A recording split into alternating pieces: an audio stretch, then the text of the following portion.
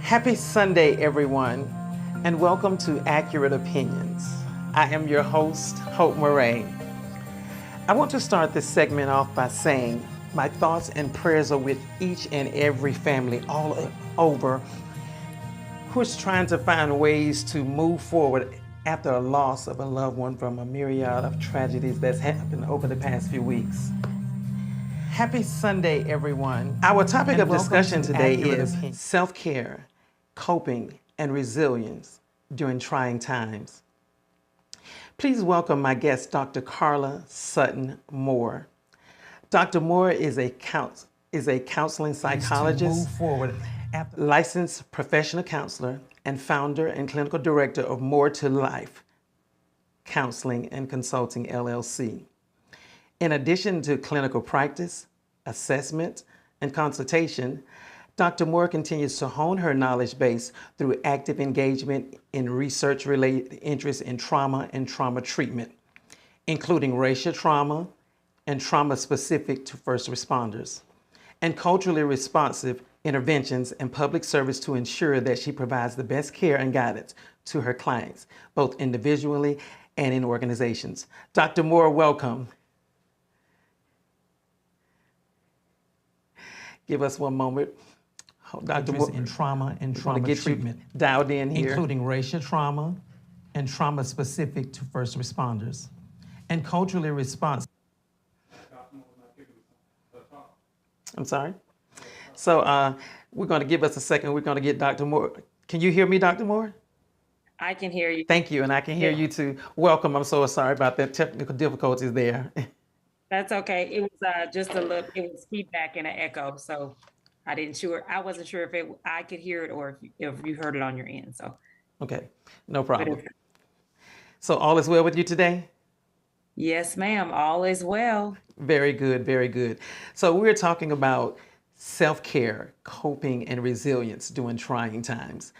We understand that families all over are struggling, be it if they're dealing with a trauma directly or indirectly. You know, so how can we just begin the healing process? Well, first, I'd like to say thank you again for having me this evening.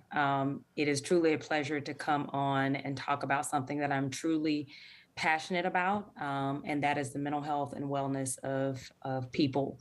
More importantly, I do think just my line of work over 20 something years, 18 being specifically with public safety, meaning first responders, police officers, firefighters.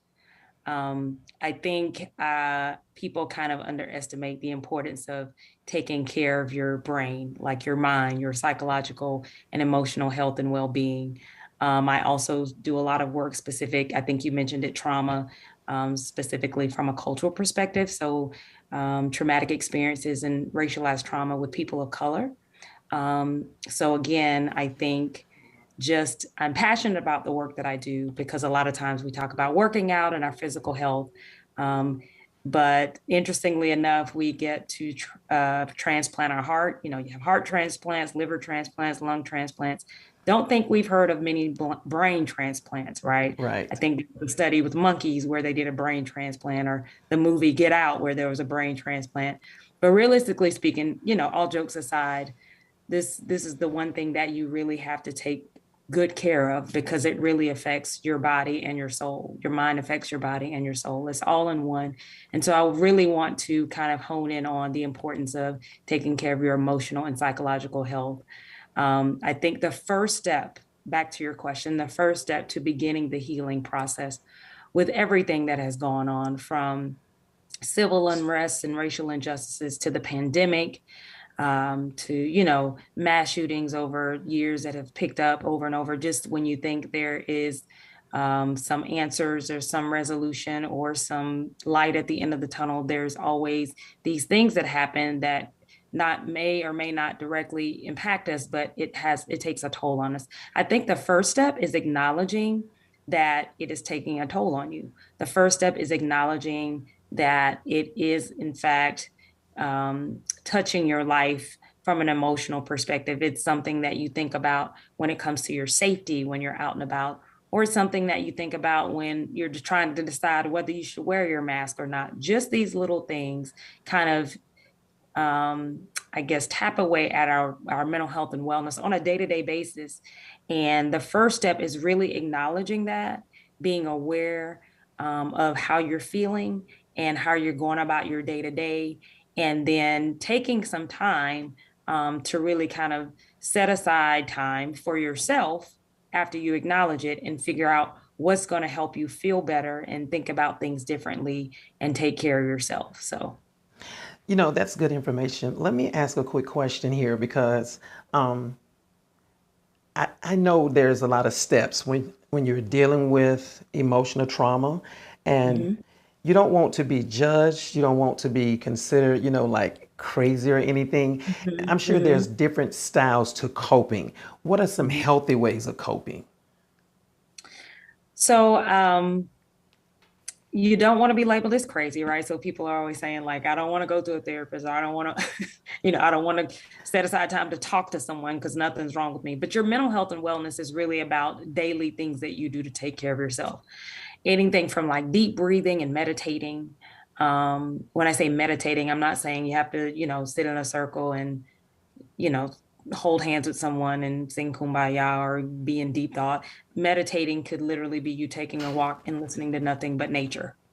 Meditating could be you sitting on your porch, or even in your car, if you get a small 5 to 10 minute break between your commute, or dropping your kids off, or taking a break from work if you don't have kids, whatever the case may be.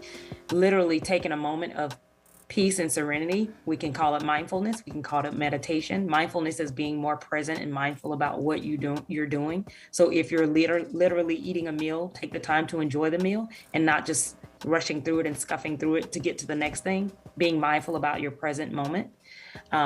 Listening to music, praying, reading, exercising. These are all positive coping skills that also involves taking care of yourself. So self-care and coping, getting enough sleep.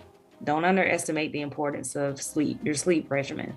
making sure that you're not stimulating yourself and then going to sleep, like trying to be on your phone and doing different things to get your brain keyed up and then try to go to sleep. It's hard to sleep when you're keying your senses up.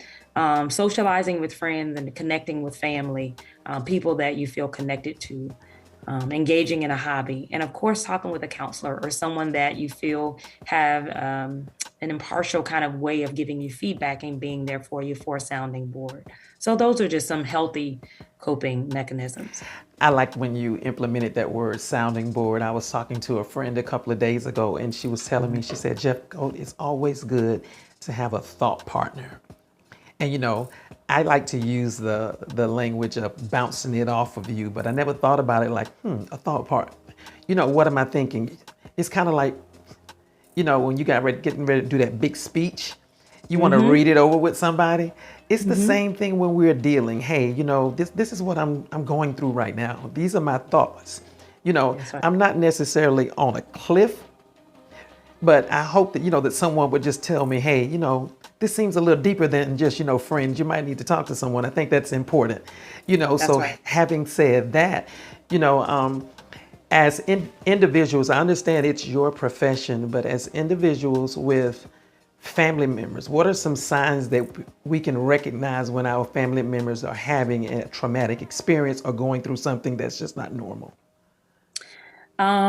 So usually one of the telltale signs is when someone will kind of disconnect or isolate themselves, if that's not typically what they do. Um, so any behavior that deviate from their normal kind of way of being. So if they're normally a talker and all of a sudden they're isolating, or if normally they're one to kind of, they're kind of low key and then all of a sudden they look like they're having some type of manic phase because you can't stop them from talking, or they're making impulsive decisions. They're missing work a lot, or their normal kind of way of performing and living up to expectations and doing different things that they say they will follow through and do, they're not doing. Um, if someone is not keeping up with their personal hygiene and just they're looking really tired and not their normal self, oh, so and so, normally they keep their hair up pretty good, or they're more talkative, or they come around a little bit more, and then they start to look a bit disheveled. If people start to say that they're not feeling like their normal self, like I'm feeling some kind of way, but I don't know why. Like we use that term a lot, like I feel some kind of way, like that ambiguous feeling. We can't describe it. When someone is constantly saying that to you, I would just check in with them a little bit more. I know there's this campaign called Seize the Awkward, and it's about how to start a conversation, how to start an awkward conversation when you know someone is not doing well. Really, just starting the conversation means just doing that. Start the conversation. Say, hey, I noticed that you haven't been acting like your normal self. Do you want to talk to me? Is there something I can do to help? So it doesn't have to be a long, drawn out speech about what you've observed. Literally, just say, hey, you need a minute to talk, or hey, you doing okay? We don't have to create these awkward moments. We don't have to make it awkward. We could literally just be who we are and ask people if they're doing okay.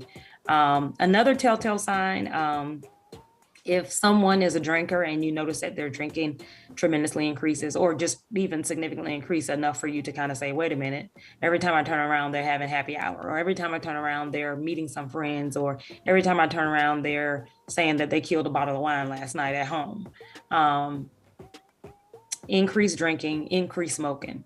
If they're not a smoker, but all of a sudden they start smoking, or if they're smoking cigarettes, or these days marijuana, or people are using substances, even prescription medication, to cope. So if you hear of them being on a prescribed medication and they're running out of it, usually the pharmacy catches it, but sometimes they don't. Or they're using medication that they're not prescribed, right? Those are all telltale signs that people are using unhealthy ways to try to cope with the emotional trauma or the emotional roller coaster that they're on. So Good information. But from a person like myself, I'm heavily information technology, where you are heavily clinical, you know.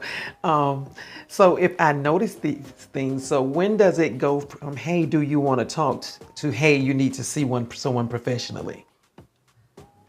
So the intervention happens, right?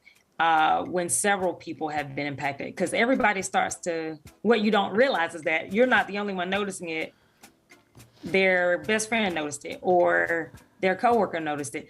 So at some point, you may have to reach out to someone else that's close to that person to see if they're noticing these things, and then have some type of informal intervention in trying to convince them to get the help they need.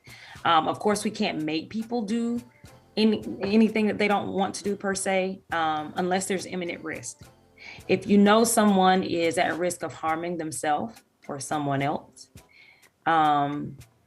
then you may have to actually contact a medical provider or an emergency number that will actually help someone that is at risk of harming themselves, at risk of suicide. That's a real thing that I think people underestimate. And when you call 911, or when you're trying to have someone admitted, it's important to let whoever's assisting, like the ambulance or the police officer or whomever you're getting to, it's important to let them know that it's a mental health crisis. Unfortunately, sometimes that's misconstrued. And if you say, hey, I think someone will hurt themselves or someone else, if you don't communicate that information correctly, oftentimes law enforcement or EMTs, the intervention fails because it becomes combative, and then the person will actually get locked up as opposed to hospitalized. So it's important to understand the laws around getting someone help. It's important to communicate with whomever you're trying to get to intervene and get that person admitted to a hospital or something. It's important for you to communicate that's a mental health crisis, because they have specialized responders to actually help with that particular intervention. But I would impress upon the person with someone that they love, someone that I feel close to and connected to help me intervene and get that person the help they need. Very good. I want to take a pause right now and welcome and thank some of our viewers. We have Miss Mary Jeffcoat, my mother, that's on, Miss Loretta Edie from Miss Regina Strother is on. Thank you guys so much for joining. Dr. Moore, Miss Regina Strother posed a question. She said, why do people feel that they have to harm more than one person other than just themselves? Usually because at that point, when someone is in a psychotic phase or psychotic mode, they're not in a rational way of thinking, right? So it's not only am I going to do harm to myself, but anyone that I feel will get in the way, or anyone that I feel ill will towards or against. So it's not something that happens in the moment. It's something that's built up, and then the impulsive act happens, or the act at that time that's their resolution. So you're asking that question from a rational state of mind. When the person is having this psychotic break, or when the person is on the brink, if we're talking about someone that's having a mental health crisis. Now, it's a difference between someone having a mental health crisis and someone that just has a criminal mind and have a motive of hate and ill will toward others because of that hate, right? That's a difference. But someone that's having a true mental health crisis, they're not in a rational state to figure out, well, should or should I not kill that person in addition to myself? They're in a moment of desperation, where at that point, nothing rational is coming to mind. And they're just in their mind, taking away the threat and themselves, or what they see as a threat, or what they see as something that's in the way of whatever it is that they're wanting to do when it comes to their own self-harm. Okay, we want to welcome Miss Akita Govan and Mr. Jose Edie to the chat. Thank you guys for joining. Feel free to ask any questions you like. Dr. Moore is here to assist us.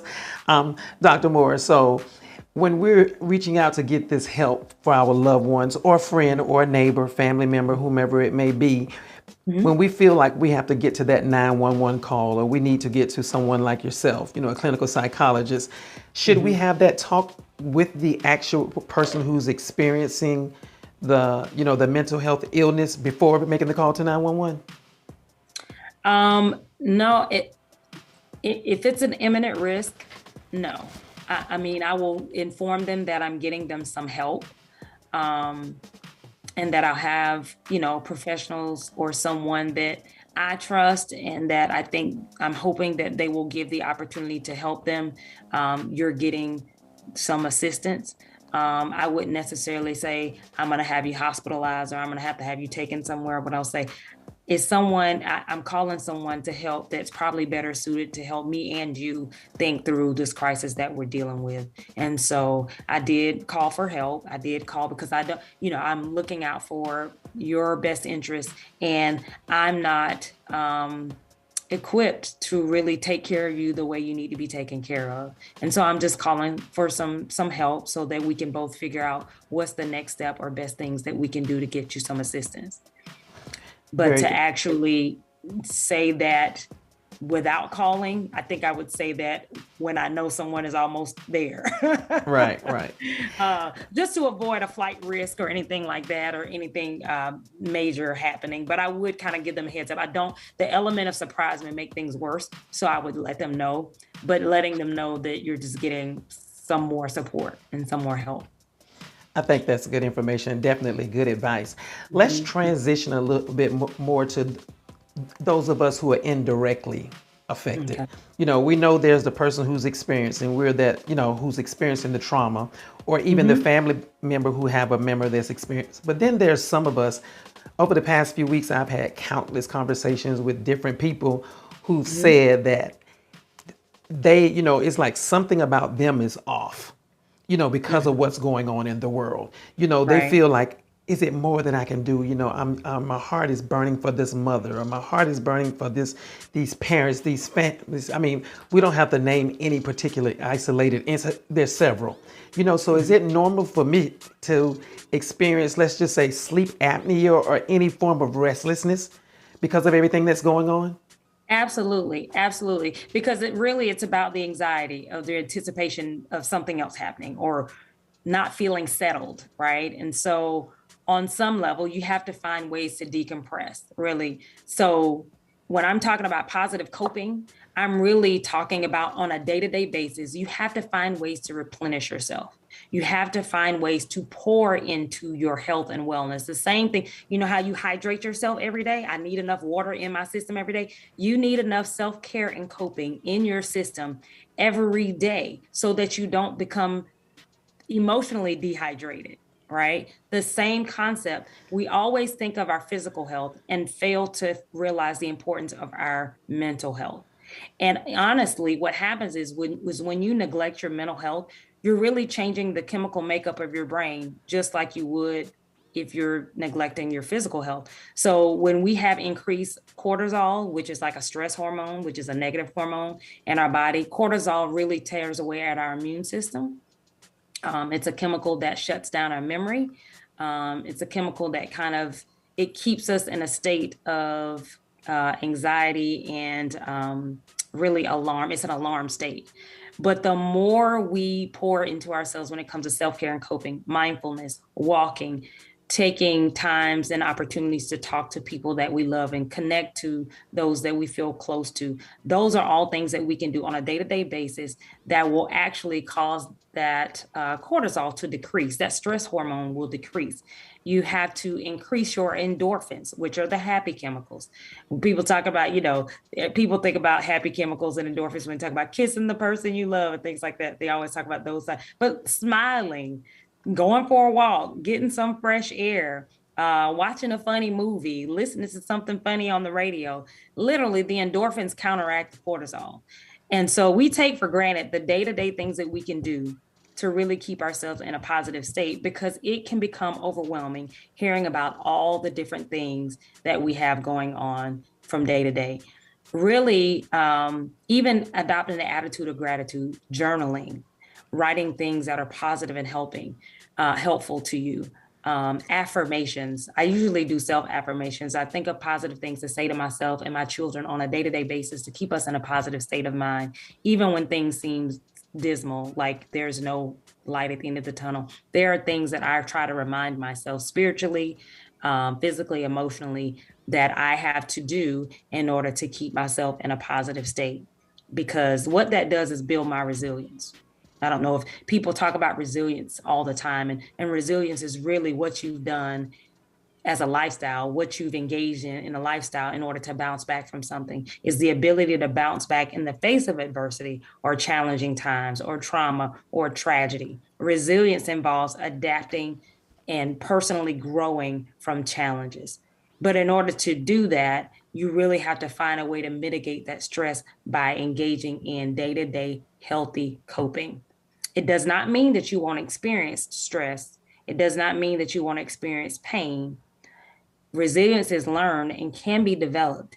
It's a way to really help yourself adjust by adapting a positive mindset and engaging in self care on an ongoing basis, not just when things are bad. All times you're making deposits into yourself. It's amazing how, in the church they say everything worked together for your good. When Mm-hmm. you think about it, I remember I had Dr. Smith Brooks on a couple of weeks ago, and she said, hey, just like you go to the doctor for your physical health, you That's go right. see a clinical psychologist for your mental health. That's right. When your eyes are bothering you, you go to a different doctor. So That's when right. we're addressing our mental health, that's just a different doctor. It doesn't make us any less of a person. Absolutely. You know, Absolutely. and like I said, when it's all going full circle, everything still works together. For some reason, we have a tendency to see our mental health as something different. I mean, it's like, while it is an unlikely experience that may have happened one time, and when it Mhm. becomes a little bit more habit forming, we think, oh my gosh, what's happened to me? And That's like you right. said, it may not be anything is happening to you. That's It's right. just that, as Dr. Smith Brooks also said, you're not releasing that stress bucket. You're That's not right. you're not reading, you're not walking, you're not, you know, you're not, I don't know, going to the jacuzzi, going to the sauna, or going to cycling class, whatever it is. You know, Miss Akita Govan is asking, what if a loved one or a friend or a neighbor absolutely refuses help? What do we do then? So that's where you have to set your boundaries, right? And because oftentimes what happens is we pour into others so much that we allow it to take a toll on us. Um, you can't make a person get the help they need. Again, unless there is imminent risk, because that means it would be an involuntary admission to some type of mental health treatment center or something like that. Unless it's of imminent risk, you cannot make a person get the help they need. All you can do is continue to plant seeds, encourage them to get the help they need. I honestly would, even if it's just calling and checking every now and then, taking them material or information, or whether it be a text, whether it be dropping something off at the house, continue to plant those seeds, but you cannot force the person to get the help they need. They have to do that on their own. If it's to a point where it's worrying you, it's creating a sense of anxiety for you, you've got to set some boundaries and realize that um, you can't take ownership for them not wanting to engage in their own problem solving. You can't allow that their problem to now become yours. You can't don't take ownership of their problems. So that means that you have to set boundaries and figure out ways. It's not being selfish. It's not being self-centered. It's self-preservation. That's very, very, very good information. Miss Loretta Edie says, when positively coping, I think I will include quiet time and look for a hobby or a project I can do to help myself or someone. Thanks for the advice. Absolutely. Absolutely. There's so many different creative ways for us to take care of ourselves. I think we oftentimes think of spending money, or like, I don't have the time, I don't have the money. Literally, you make the time, right? You have to create the time, you have to make the space to take care of yourself. And it doesn't have to be all out. It could be something literally small, 5 minutes, 10 minutes, 20 minutes a day. And it doesn't have to cost a thing, right? These are things that we should just make a part of our daily routine. And like you said, like we go to, we'll have an ache, and we'll, check out a doctor, or take our temperature, or take our blood pressure, or go get our blood sugar level. I mean, those are the things that we need to do and employ when we're talking about our mental health. If we feel off, right? If I'm feeling some kind of way, right? There are things that we can do to have some checks and balances. It doesn't necessarily have to mean that you go to therapy every week or every 2 weeks. Literally, if you need to check in with there are support groups.